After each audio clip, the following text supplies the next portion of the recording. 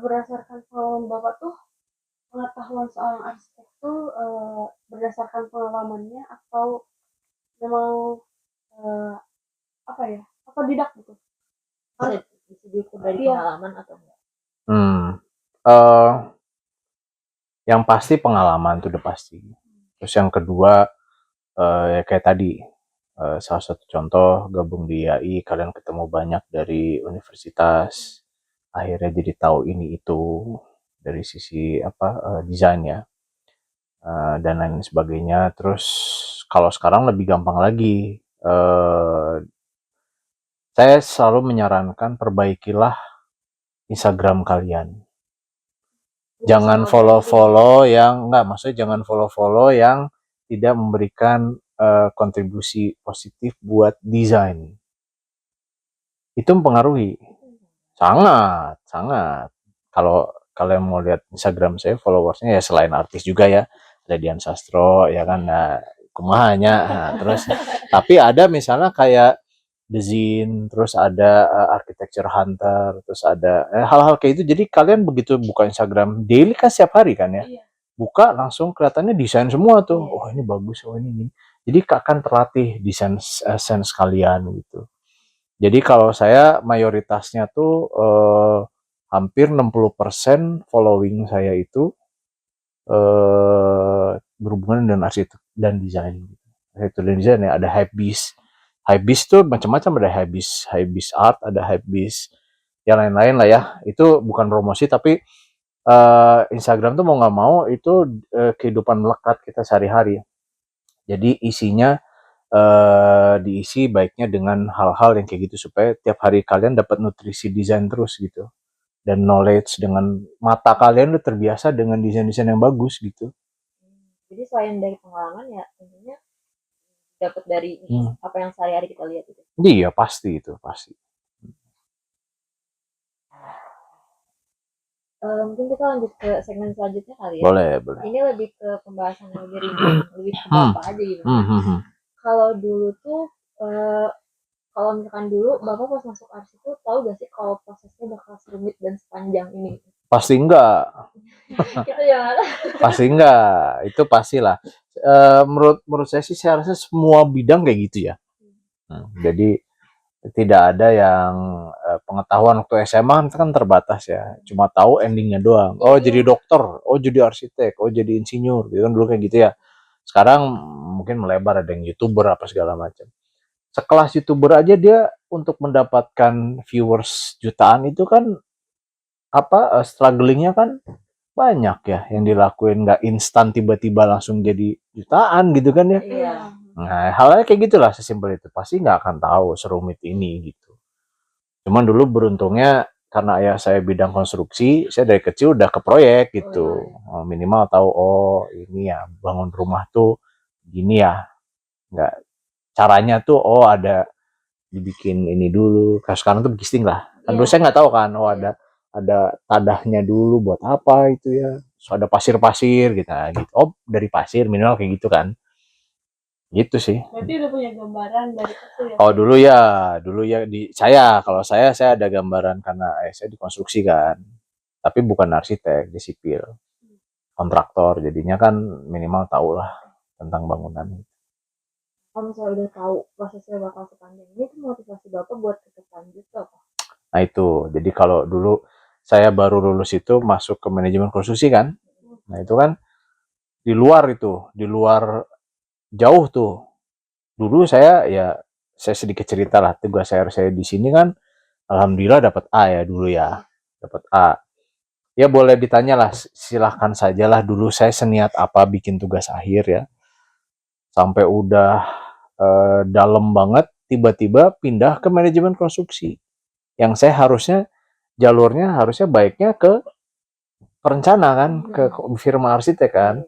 Ya berhubung ayah saya yang narik, ya sudah saya mau gimana lagi ya, ikut aja dulu. Nah, kebenaran juga di sananya alhamdulillah di Bali juga. Proyeknya di Bali ketemu sama arsitek British. Arsitek dari London yang dia punya base-nya di Hong Kong. Nah, disitulah akulturasi saya mulai, oh gini ya arsiteknya, oh gini ya profesionalnya gitu. Tapi saya masih dari luar dulu, bukan di dalam arsiteknya ya. Ya gitu jadinya 2 tahun 3 tahun di Bali, terus saya pitching proyek, saya bilang kayak saya kalau ini masuk saya mau S2 di sana. Saya bilang udah bener, kamu balik lagi ke jalur kamu. Nah tergantung kita, jadi semua itu tergantung, perjalanan tuh panjang dan juga bisa dibilang melelahkan, bisa dibilang menyenangkan, tergantung persepsi kan. Nah abis dari situ saya pindah jalur lagi ke desain, bener-bener sekolah lagi lah kasarnya, refresh lagi lah karena udah 3 tahun saya di lapangan, refresh ke desain. Alhamdulillah di situ lulus juga, lulusan pertama dulu tuh alhamdulillahnya ya, lulusan pertama dari angkatan saya. Cuma nggak 18 bulan saya S2. Iya, makanya saya bilang lulusan pertama kan, padahal saya sidang satu nggak lulus sidang satu, suruh ngulang katanya teh. Yang lain lulus, sidang judul nggak lulus. Nah itu, ya itulah makanya tergantung. Jadi semua itu kembali lagi ke niat. Terus pasti ada tahapan-tahapan yang melelahkan, capek gitu. Jangan berhenti aja gitu, terus aja gitu. Habis dari situ kan saya ya itu kembali lagi lah dengan niat. Saya niatnya kembali lagi pengen jadi arsitek, ketemulah sama apa namanya, ya melalui jejaring juga, jejaring akhirnya dapat proyek, ketemu sama owner yang dia punya anak arsitek di Singapura. Dia udah lama di Singapura. Terus saya suruh ke sana. Ke sana, ini benerin proyek saya yang ini. Dia nggak lama banget desainnya gitu. Ya udah, saya gas di situ, benerin lagi. Akhirnya cepet jadi. Nah, terus saya dengar Urbane lagi cari. Nah, saya langsung masuk daftar Urbane, apply. Alhamdulillah bisa masuk. Dan dari situ progresnya jauh tuh. Nah, itu saya bilang kan, kalau ibaratnya kalian, saya lulus 2005, baru masuk Urbane 2010, bayangin 7 tahun saya kemana aja, plus S2 ya. Kalau saya tarik ke sini, kan itu bisa lebih mempercepat. Tapi kembali lagi namanya nasib takdir kan kita yang menentukan ya. Dengan kadang bisa boleh jadi saya ke sini nggak bisa, kadang harus melalui proses ini supaya bisa lebih lengkap kan kayak gitu ya. Tapi artian secepat mungkin kalian bisa masuk ke dunia yang benar gitu ya, di perusahaan yang benar. Habis dari situ mulailah perjalanan, the real perjalanan arsitek saya dimulai di Urbane dulu. Yang sebelum-sebelumnya itu hanya perjalanan waktu mendapatkan tambahan knowledge lah gitu, tambahan knowledge, terus ya tambahan waktu untuk bisa lebih dalam lagi. Tapi mulai start pertama saya menjadi berkarir di arsitek sebenar-benarnya itu waktu di Urban ya tahun 2012 sampai 2014. Ya alhamdulillah jalan saya naik lagi ke Beijing gitu ya. Di Beijing saya setahun doang, padahal bos saya udah ayo terusin katanya kan, tapi saya udah nggak kuat di Beijing karena kotanya gitu ya. Nah terus saya pulang, saya bikin studio sendiri sampai sekarang gitu. Nah dari 2008 S2 kan lolos, 2010 saya lulus S2 sampai 2000 kemarin masih lagi saya coba lagi. Ya karena beberapa fluktuasi dan sebagainya ya, saya kurang pas dengan Indonesia dan sebagainya gitu ya waktu kemarin-kemarin tuh. Jadi saya coba apply lagi. Nah kemarin sebenarnya saya udah diterima di Austria waktu itu 2024. Kalau nggak dianggap. Udah ke sana bukan diambil lagi. Nah itulah perjalanan hidup ya. Saya udah sampai ke sana. Terus saya masalah visa, visa saya tuh lama. Saya curhat ke KBRI di Wina. Orang KBRI bilang, oh ini kayaknya bakal 2 bulan lagi visanya gitu. Wah ini lama banget. Saya balik lagi kantor, saya omongin sama bos saya, gini ya, bos saya nggak bisa ngomong apa-apa. Padahal tuh udah ketemu ada direktur dari Dubai, direktur dari Jerman, terus dari Austrianya gitu ya. Kita mau ngerjain airport di Dubai, saya suruh jadi senior lead-nya, senior lead arsitek untuk bisa melead semuanya ini. Nah Dubai itu saya udah bilang, saya gini aja deh, kalau saya nggak bisa visa tembusin di Austria, udah saya pindah ke Dubai aja, saya bilang ke bosnya, bos Austria ya. Tapi gini, saya mau apply-nya dari Indonesia, jangan dari sini. Gitu. Oh jangan pulang dulu, kata dia kayak gitu. Saya ditahan-tahan lagi. 2 kali nih saya ditahan sama bos-bos ini kan. Nggak bisa, saya gimana? Saya harus pulang. Hidup di Eropa nggak murah, saya bilang. Saya kesini tuh cari duit, bukan ngeluarin duit banyak, saya bilang. Ya udah akhirnya nggak ketemu. Dubai juga masih tanda tanya mau nerima saya, maksudnya artian aduh ini nambah orang lagi nih masalah cash flow kan. Dia maunya saya remote-nya dari Austria aja, nggak usah ke Dubai, katanya kan gitu. Bosnya Dubai bilang kan. Ya udah, nggak ketemu, saya konsul ke KBRI udah pulang aja lah, ini akan lama gitu, terus gini. Padahal bosnya udah ngasih beribu-ribu cara tuh, gimana caranya lu tetap di sini terus lu mulai kerja gitu loh. Udah ngasih dia, terus saya curhat ke KBRI. Nah itulah pentingnya kalau di luar, nih pesan juga ya kalau keluar. Hal pertama kalian harus langsung ke KBRI hari pertama, lapor. Setidaknya itu tempat save kalian gitu kalau ada apa-apa. Saya di Cina juga dulu gitu ya, di Beijing juga sama. Lapor kebenaran deket kantornya sama KBRI dekat, jadi saya gampang lah gitu lah. Saya pulang ke KBRI. Nah gitu, jadi apa namanya, perjalanannya tuh pasti berliku-liku gitu. Jadi kalau kalian lihat kayak Ridwan Kamil sekarang, dulu kan nggak ada yang tahu kan dulu dia di Amerikanya tuh kerjanya tuh pernah menjadi sektor non formal yang sangat rendah di Indonesia.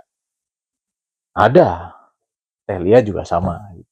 Nah kalau di luar negeri tuh memang kelihatan indah, tapi kalau sudah keluar ya dari perusahaan kan pasti ya kalian bingung mau kerja kemana. Nah itu, tapi disitulah pembekalan hidup kalian. Jadinya sensitivitas kalian nyala kan harus ada gitu itu. Nah jadi karir perjalanannya itu tuh nggak melulu mulus gitu loh. Nah tapi tiap ada pengalaman-pengalaman itu membuat kita menjadi kuat gitu.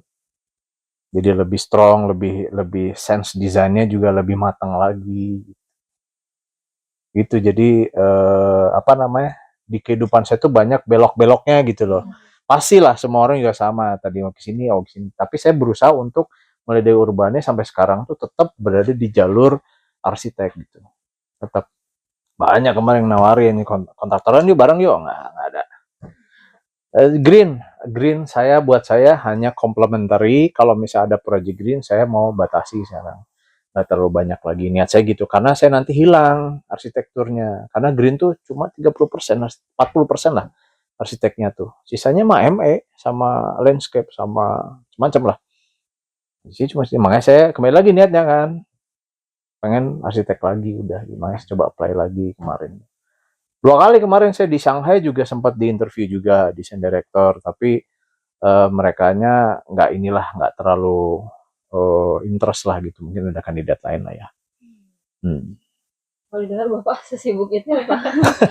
Kalau misalnya ditanya ada apa aja sih apa yang dikorbanin sama Bapak karena Bapak pengen benar-benar masuk ke dunia arsitek, apa aja yang dikorbanin?